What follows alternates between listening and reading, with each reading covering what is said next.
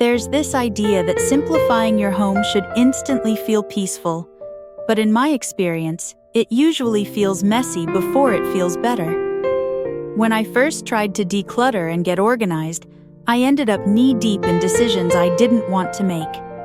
Which products to keep, what to store where, whether I was doing it right. The more I tried to make things easier, the more overwhelmed I felt. If that's where you are stuck between wanting a calmer home and not knowing where to begin, this video might help. These are the shifts that made the biggest difference in our house. Nothing extreme, nothing overnight. Just steady changes that brought more ease into our routines. 1. Cut the specialty products. It's easy to think more products mean a cleaner home. I used to have a different cleaner for every surface, stainless steel windows, tile sinks. It looked organized, but it made cleaning more complicated. What finally helped was switching to a few safe multi-purpose basics. Now I keep white vinegar, baking soda, Castile soap, and reusable cloths in one small basket. That's it. Cleaning takes less time because I don't have to overthink it. If you're tempted to switch too quickly, start by using up what you already have. And before pouring anything down the drain, check local disposal guidelines. It's not always as simple as it seems. Next, let's talk about a clutter source that hides in plain sight. 2. The bathroom products. You forgot about the bathroom is where small things pile up quietly. Half-used lotions, a backup bottle of shampoo, expired skincare you swore you'd finish. At one point, our drawers were full of products we didn't even like. I finally stopped asking what was worth keeping and started asking what I actually used. Now we keep just one shelf with our real routine, a simple cleanser, one serum moisturizer SPF, and a shared body wash. No backups, no just-in-case duplicates scattered under the sink. One quick habit that helps group your daily use items in one spot. Anything outside that group gets stored separately. If you don't reach for it after a month, you'll know. Let's move to the kitchen. It's where stuff accumulates faster than we think. 3. Clutter. Disguised as convenience drawer.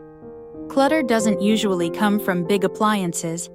It comes from the little things: twist ties, takeout containers, plastic wrap, and backup baggies you forgot you had.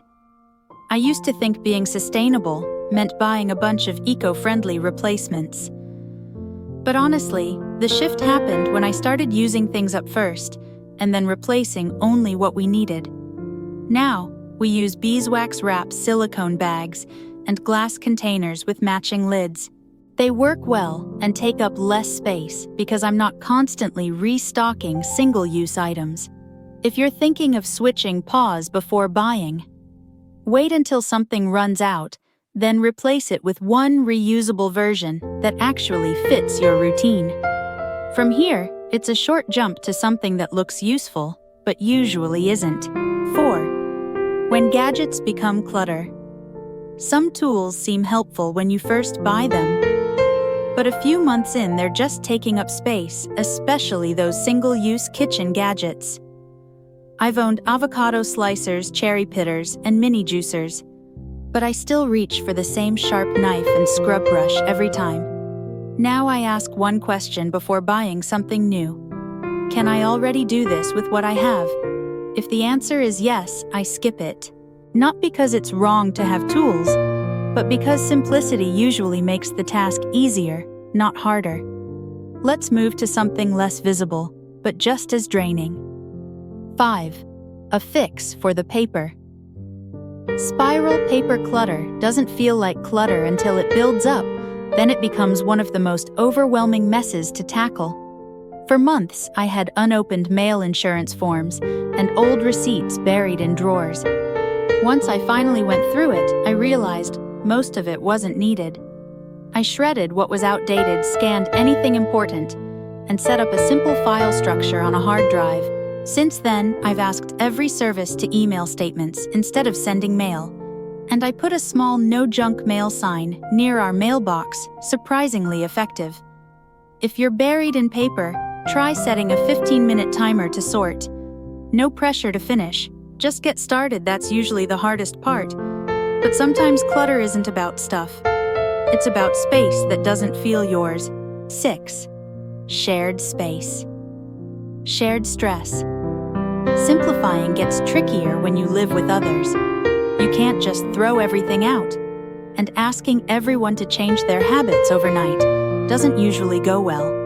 What worked for us was choosing just one shared no-clutter zone. For a while, it was the kitchen counter. Then the entryway table.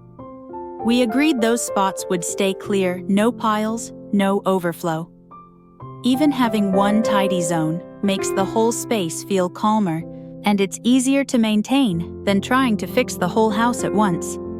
There's one last kind of clutter we often forget, the digital kind. 7. Invisible clutter. Still drains. Sometimes your home looks fine, but it still feels overstimulating. That's often a sign of digital clutter cords everywhere, overflowing inboxes or desktops full of screenshots. Once a month, I take 20 minutes to reset. I unplug and label unused cords, clear out duplicate photos, and file what matters.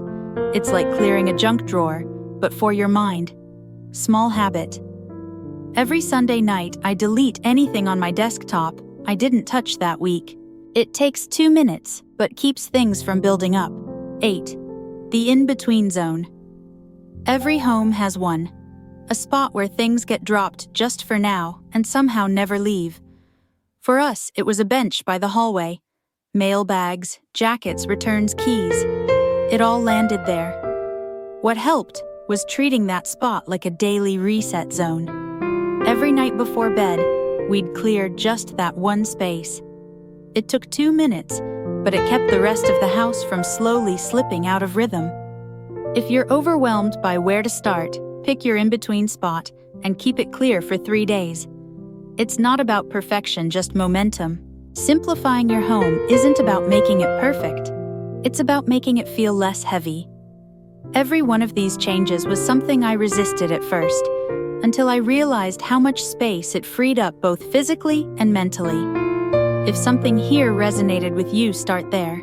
You don't need a system or a full plan, just one habit that makes your day smoother. And if this video gave you even one idea to try, feel free to like or subscribe. It helps us keep sharing more that fits real life.